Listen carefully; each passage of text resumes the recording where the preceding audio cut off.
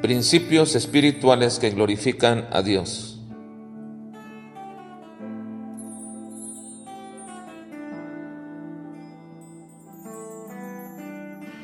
Principio espiritual número 288. Debemos obedecer el mandato del Señor de predicar a los muertos espirituales.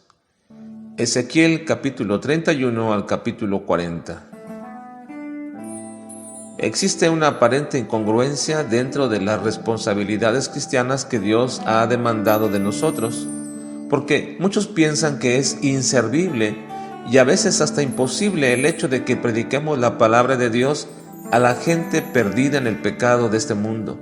Es decir, hay muchos cristianos que se predisponen a predicar el evangelio a personas que ellos piensan que jamás van a escuchar y que van a repeler el mensaje del evangelio, porque en su condición pecaminosa y en su depravado corazón, ellos no desearán las cosas del Señor.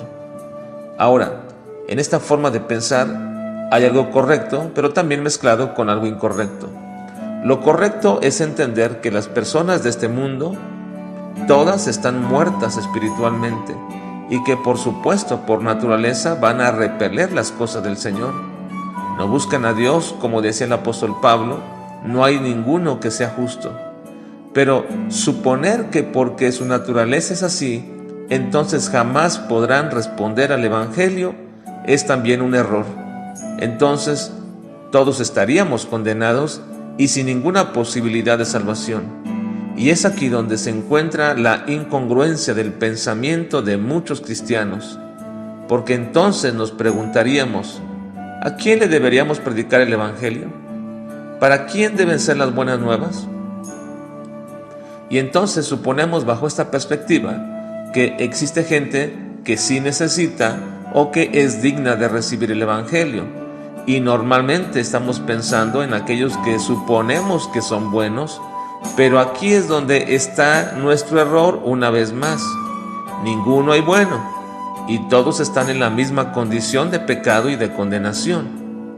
Por eso es que muchas de las veces, bajo nuestro sentimiento, pensamos que aquellas personas que están pasando por cierto dolor o por cierta tragedia o necesidad son las que les debemos dar el mensaje del Evangelio.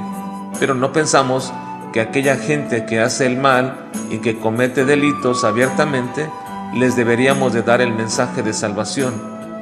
Es la incongruencia dentro de la mente evangélica que nos predispone en cuanto al mensaje evangélico. En este libro de Ezequiel encontramos muchas veces cómo es que Dios manifiesta una verdad que debemos mantener nosotros siempre en nuestra mente. Dice Dios, porque no quiero la muerte del impío. Y también le vuelve a recordar a Ezequiel que Él lo ha puesto por atalaya para que advierta del peligro y de la muerte que vendrá sobre el impío y para que se arrepientan.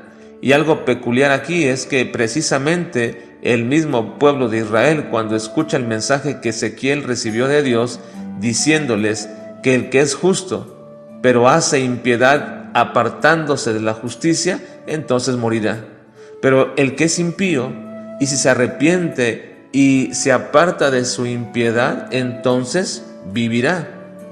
Entonces el pueblo de Israel decía que eso no era justo. Pero Dios le dijo que el que ha de juzgar es Él y no los hombres. Así que siempre Dios está pregonando al hombre que se arrepienta.